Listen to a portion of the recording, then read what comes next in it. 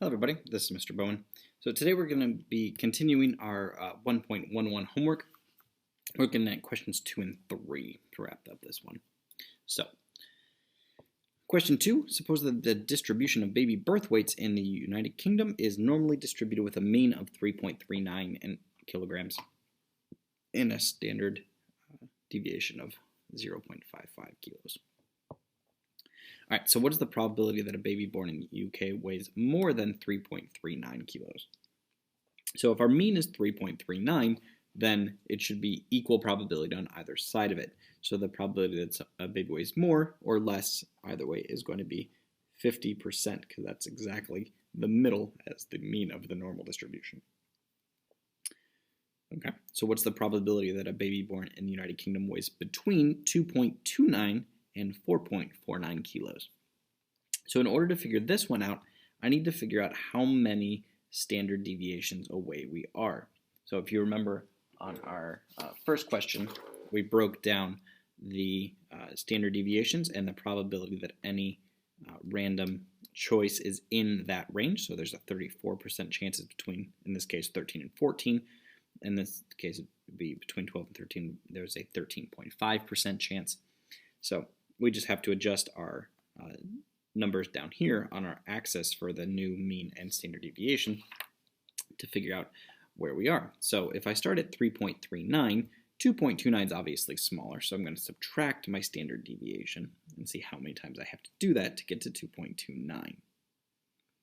So I have 3.39 minus 2.29, which is, obviously 1.1, so that would be 2 0.55s away, so 2 standard deviations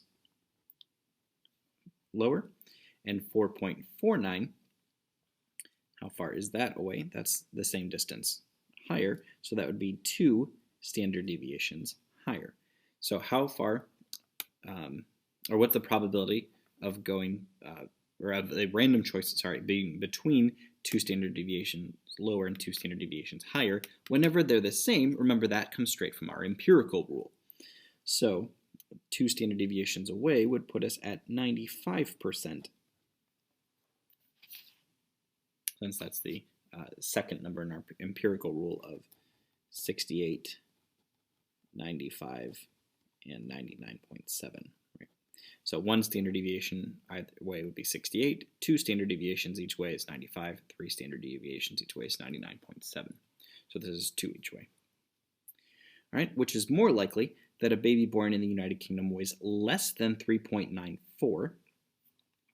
So how far is that? That's going to be 1 standard deviation higher. So if it weighs, so it's less than 1 standard deviation, or weighs more, so greater than 2.29, which we just said was negative 2 standard deviations.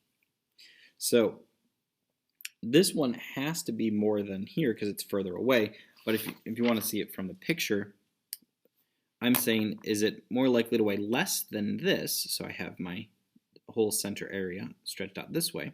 So I have 1, 2, 3, 4, 5, 6, no, 5, 1, 2, 3, 4, 5 areas here, or greater than 2 standard deviations, which is all of these, which would be the same half, but it's got another extra section in there. So 1 standard deviation, this has 2. So you can work them out if you want to get the actual numbers, but it would have to be they weigh more than 2.29 because it's an extra standard deviation away from the mean.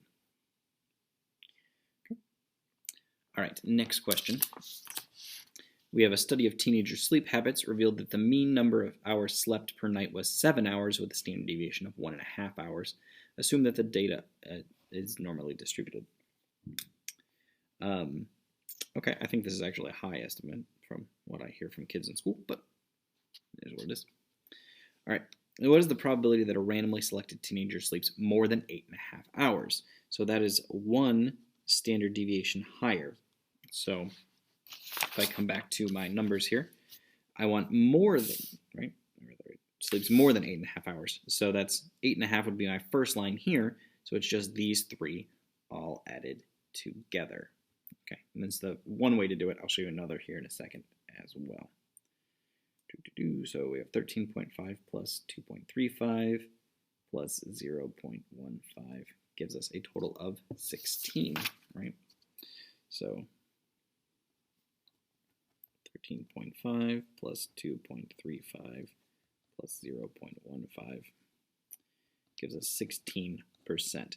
And there's another way you can approach this. So we pretty often use these 34s more than we get way out here.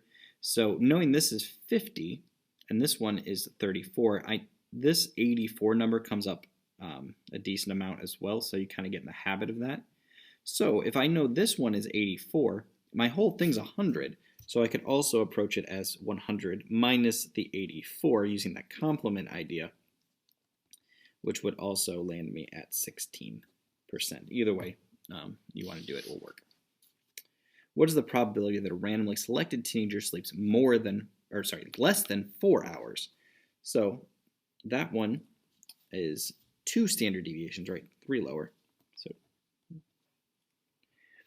So what's the probability they sleep less than that? Ooh, that would be terrible. That would not function well.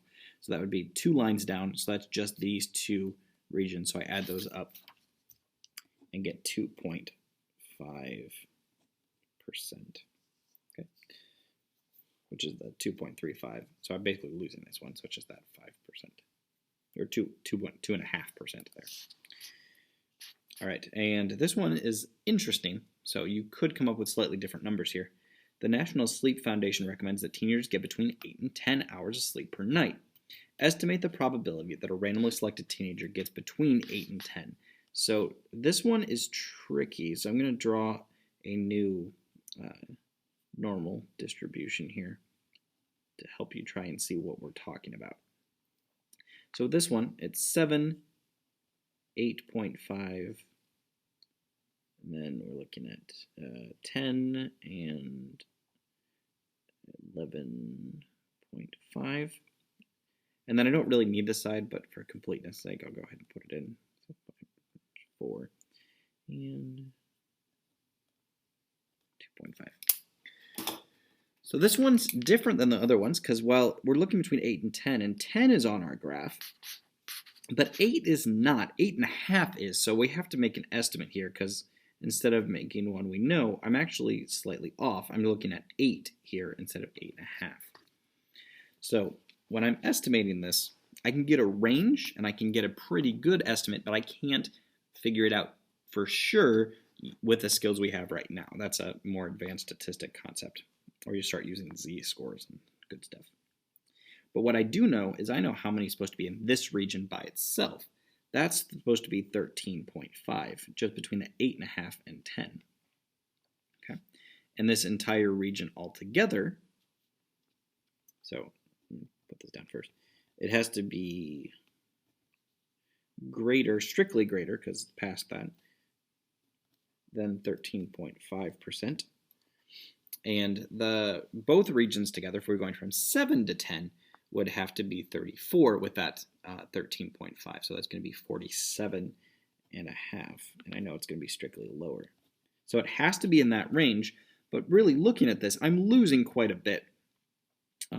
So if you're looking for an actual estimate, I personally would go with something along the maybe 14.5 or 15 range as an estimate is what I would think would be a good estimate. But it definitely, for sure, it has to be in this range because those are kind of our bounds there. But it definitely looks like it's closer. I mean, it's a little exaggerated how close it is to 8.5, but